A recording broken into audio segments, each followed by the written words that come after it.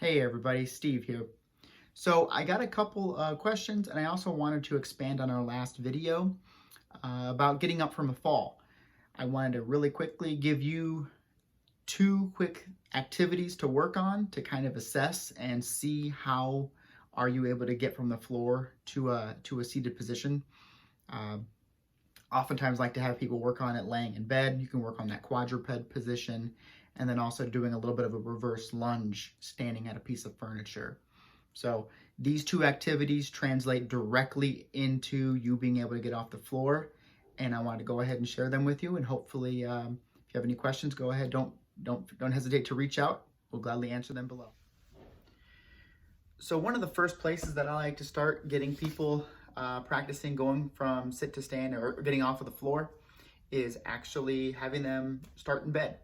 It's a safe place to try out some of the things that you need to be able to do in order to get off the floor. So if you remember back to our original video, almost all of the ways that you're going to go from the floor to back into a chair require you to get on all fours, kind of in that quadruped position, I like to call it. So best place to practice, in my opinion, is actually in bed. It's not, usually a little bit softer, not quite as firm as the floor, but it gives you an idea of where you're at.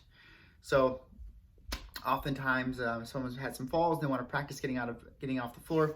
First thing I'll have them do, just from their bed, are they able to roll over onto their belly, right? Because oftentimes when you fall, you might be lying on your back and you're going to have to make that transfer from your back over to your belly. So some people will have difficulty here, one side compared to the other, but just testing yourself. Are you able to get on over and come on up?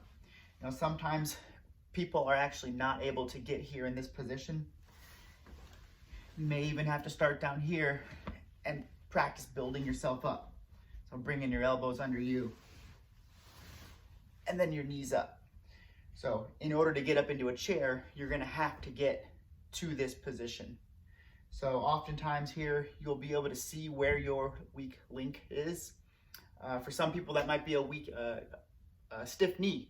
If you've had a knee replacement and you don't have very good flexibility in one of your legs, you can't bend it, oftentimes this will cause you a lot of problems. So it goes back to one of the reasons why getting range of motion after a knee replacement is so important. So, but just trying to practice here, and then really, even if you can, are you able to sit up from here and actually fully extend? But this is a great place to just test your abilities and see your overall functional capacity. Are you able to roll around? Are you able to get up on all fours? If you're not able to do that, you're probably going to have a very difficult time getting off of the floor. Another way that I like to actually have people try to practice going from the floor to standing is you can have them stand up against whatever item they might be using if they ever did have a fall. So in this case, it could be the bed. It could also be a chair, anything like that. Simply standing side by side with it, and we're just building or going in reverse from what you would do. So if you were on the floor, you would go from the floor over to your belly, into quadruped on all fours, and then from there you build yourself up. Well, here we're going to do the exact opposite. Just going to have person practicing putting one hand on the item of furniture that they would use. Their second hand usually can go on their knee. If you want, you can put a walker by them if they're practicing, and just simply have them take a big step back. And are they able to propel themselves up from essentially just a lunge position? And if they feel comfortable here, you could even try to have them take a step back with the other leg. Practice coming on up.